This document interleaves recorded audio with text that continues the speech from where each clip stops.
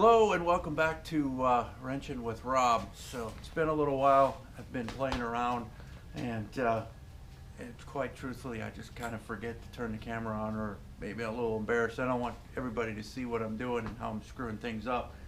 So figured about time that I made another video and at least showed you where I was at. So I didn't do a step-by-step on this green 73 CJ5 behind me here. I started in on it and figured it would be a lot shorter process than it's turning out to be. As everybody can probably relate, that's typically how it goes. You tear something apart and you find a huge can of worms, and they just keep multiplying on a regular basis. So anyway, as you can see behind me, it's up on the lift. There's a lot more going on than just wires. We got up underneath it, put it on the lift, and went, oh God, there's a big mess under here. So unfortunately, to do these things right, we have to do a lot more than originally expected. So what we got going on under here is, when we raised it up, saw a massive leak here on the left-hand side. Couldn't tell whether it was a wheel cylinder or a axle seal. Turned out to be both. And the brake shoes are saturated, brake shoes are worn out. The star adjusters are in upside down, and they are both left sides. It keeps getting better. So the brake shoes were, I think I just mentioned that they were also worn out. So if you do one side, you need to do them both. We took the center cover off because I wasn't sure what we'd find in there. I wanted to drain out the mud, per se, because it was full of water and other evil, nasty, pukey looking white chocolate nasty stuff. That doesn't make your gears very happy. And we tore apart the other side. One of the other things that was going on over here is the brake line system was just completely floating in the wild universe there and not secured in any way, shape, or form. And the first time you took it through anything probably remotely related to terrain, it would probably tear brake line off, and then you have no rear brakes. Although I don't think it had rear brakes in the first place, because everything was so saturated with brake fluid and rear end grease that there was no way that anything would work. Not to mention, actually the third time now, the brake shoes were worn out. So tore everything apart. We've already installed, or I've already installed the inner axle seals. I unfortunately do not have a hydraulic press, so I have to farm that stuff out. And that's really hard to do, because most people are like, oh, we don't want to install your supplied parts, which I understand, because typically people are attempting to buy the cheapest stuff possible, and that's not always the best. So anyway, found somebody to do it, but unfortunately yesterday they were unable to get to it. So now here we sit with no axles, and we're still waiting. So I've been attempting to put the brakes back together the best I can. I've actually got, we can do this without falling down. So this theoretically is the, I don't know if you can see this, is the right hand side. Most of you that know how drum brakes work will notice that there's a bunch of stuff missing, like the emergency brake setup, the little arm thing that pulls and adjusts the automatic brake shoe adjuster. So what we've did is essentially just positioned the bottom spring on top of the star to keep it from moving, and they'll have to be manually adjusted brakes until the customer decides that he wants to put all the emergency brake cable stuff in, because here is where it would come through, and it would come up and probably clip into here. So none of that stuff was in here whatsoever. There wasn't a single cable. There isn't anything at all. So we'll put it back together the way it is for now. He's indicated that he didn't want it. We've installed new brake return springs, new brake shoe keepers. I retained the old spring, which I don't even know if it's the right one or not, because the new one did not work for it. You know, the aftermarket parts typically are not the best direct replacements. You get what you pay for, unfortunately, and or what's available. I think at this case it just turned out to be that's what it was available. We already replaced the wheel cylinder on top here as we pulled out the little pusher things, whatever blah blahs you want to call them, that mash out the little brake shoes here.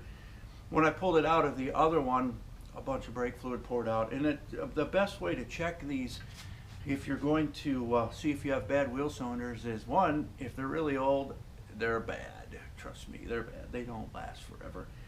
Or you can just undo this little covery boot thing here, and if you see brake fluid in between the piston and the back or the body here, then you have a problem. Or if you just open this up and it's wet in there, you're pretty much hosed. These are cheap. They're not that hard to replace. They're held in with 2 bolts from the back side. The part that probably takes the longest is to disassemble all this stuff here, and removing the brake line out of the back can always be difficult. And chances are, if you have an old wheel cylinder, this bleeder screw is going to snap off, especially if you live up in those cold states up north there, where the old salt is prevalent on the roads in the wintertime. It tends to glue these things together, and they just twist off, and then you're angry.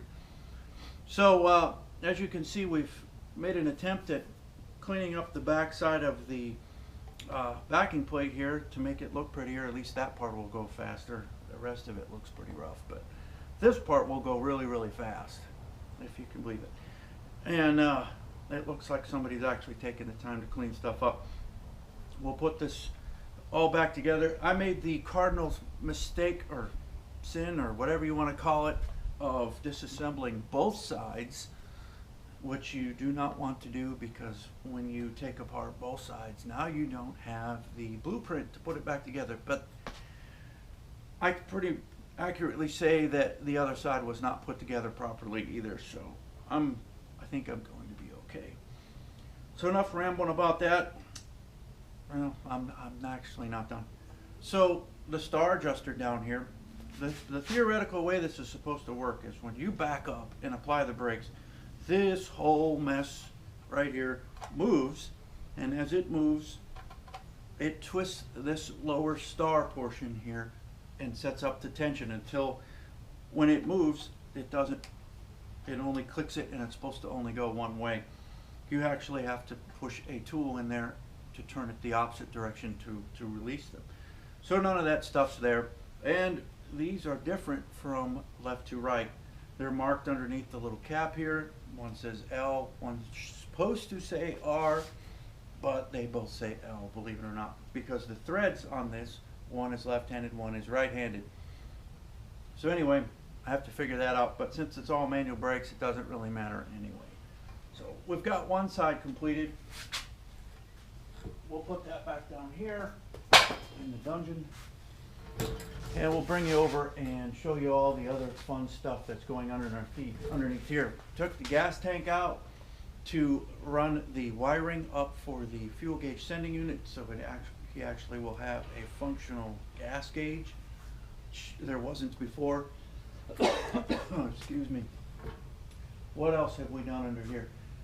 Oh yeah, so the pink wire here, I don't know if you can see this or not, but the wiring on the rear is already accomplished. Let's pick you up and we'll just walk you around. So what we have going on back here is we have backup lights here, new backup lights, new tail light / turn signals. Same thing on the other side. Ignore the workbench there. There's the other one, and they're actually pretty bright. I'm very surprised. So as we walk in under here, where the gas tank was residing, you can see up in there, maybe it might be a little too dark. Let's see, yeah, it's gonna be too dark. But anyway, the wirings all ran with our pigtail for our fuel gauge sending apparatus, because it makes it a whole lot easier than dipping the tank or guesstimating, because you will run out of gas at the perfect opportune moment, i.e. a left turn in traffic, when traffic is very, very busy and you need the engine to run at its optimum. How's a big word? So anyway, wiring here, I ran it in this nice pretty loom stuff, so it will probably outlast the life of the Jeep. And if you can see under here, there's quite a bit of rust anyway. One of the ironic things I've noticed about this Jeep is, we'll go over to the other side first here. Okay, so all these Jeeps have these little marker lights right here. And there's one way up there on the front. You can just take my word for it, it's amber. But when you go over to the other side over here, hey, look, it's not there. I mean, it's not even thinking about being there. I mean, there's nothing. So when I put the new wiring kit in here, I got a little extra friend here that's pretty lonely and trying to figure out where to go. I mean, I don't even see an indentation back here of where that thing would have been. I do see this little like welded in patch thingamajob. So I don't know if they filled it in or what here, but yeah, we're gonna have to figure that one out. So right now, that thing is just going to be content. I think I'll leave the bulb out so we're not like illuminating the ground for now. We'll wander over here. So we got some new wheels and tires coming for it, because these little, I can't even call them weight reduction stress marks. Let's see if we can get into some better light here.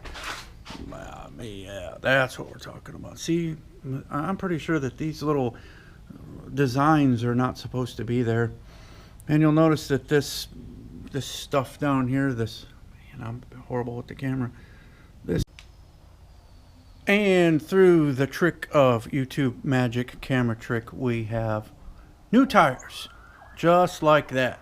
So yeah, so it's been a couple of days, and we had a little issue with the camera. Evidently, I'm not that smart with these GoPros, and evidently I turned it off, and I was just rambling on about nothing.